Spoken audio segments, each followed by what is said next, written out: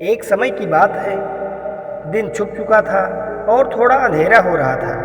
उस समय नारद मुनि उस जंगल में विचरण कर रहे थे कि तभी डाकू रत्नाकर ने अपने साथियों के साथ नारद जी को घेर लिया।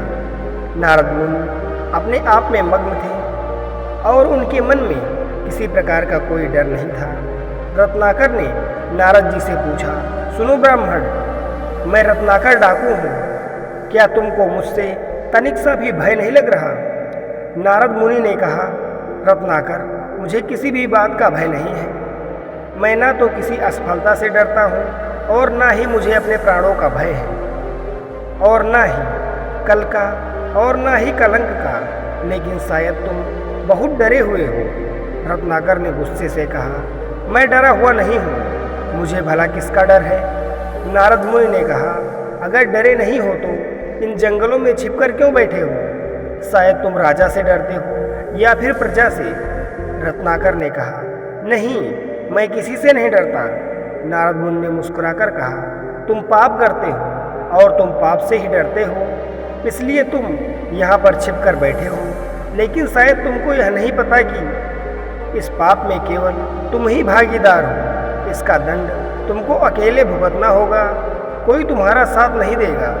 रत्नाकर ने गुस्से से कहा, तुम मुझे उकसा रहे हो ब्राह्मण। मैं ये सब काम अपने परिवार का पेट पालने के लिए करता हूँ और मेरी पत्नी, मेरे बच्चे, मेरे पिता सभी इस काम में मेरे साथ हैं। नारद मुनि ने कहा, सुनो रत्नाकर, मुझे अपने प्राणों का भय नहीं है। तुम मुझे यहाँ पेड़ से बांधकर अपने घर जाओ और अपने सभी सगे संबंधियों से पूछो कि क्या वह इस पाप में तुम्हारे साथ है। रत्नाकर को नारद मुनि की बात सही लगी और वह उनको पेड़ में बांधकर अपने घर की ओर चल दिया।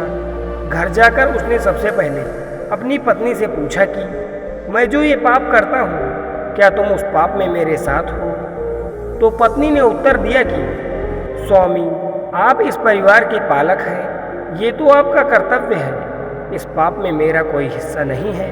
रत्नाकर बेचारा उदास सा होकर अपने पिता के पास पहुंचा और उनसे भी यही सवाल पूछा तो पिता ने कहा, बेटा, ये तो तेरी कमाई ही है, इस पाप में मेरा कोई हिस्सा नहीं है। डाकू रत्नाकर के प्राण सूख गए। उसे ये सब सुनकर बहुत बड़ा धक्का लगा कि वह जिनके लिए ये पाप कर रहा है वो उसके पाप के भागीदार होने को तैयार नहीं है।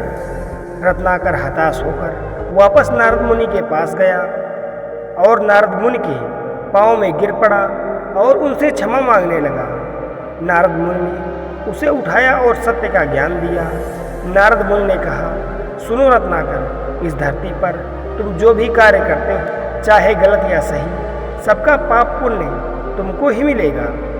अपने सभी कुकृत्यों के लिए तुम ही जिम्मेदार हो। तुमने पुराने जीवन में जो कुछ पाप किए उसके जिम्मेदार भी तुम हो, और आगे आने वाले जीवन में जो भी पाप करोगे उसके भी जिम्मेदार अकेले तुम ही होगे। नारद मुनि ने रत्नाकर को सत्य से परिचित कराया और उन्हें राम का नाम जपने का भी उपदेश दिया।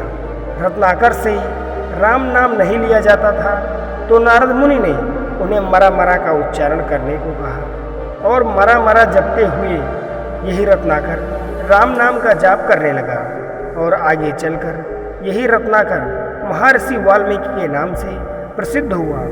महर्षि वाल्मीकि आदिकाल के सबसे उच्च ऋषि हैं। वह संस्कृत के विद्वान, कवि और दुनिया के सबसे बड़े ग्रंथ रामायण के रचयिता हैं। महर्षि वाल्मीकि ने ही हिंदुओं के सबसे प्रसिद्ध ग्रंथ रामायण को संस्कृत में लिखा है। सत्य ही कहा गया है, राम नाम के इन शब्दों में बहुत बल है, जिसने डाकू को भी भारतवर्ष के सबसे प्रमुख ऋषि के रूप में परिवर्तित कर दिया।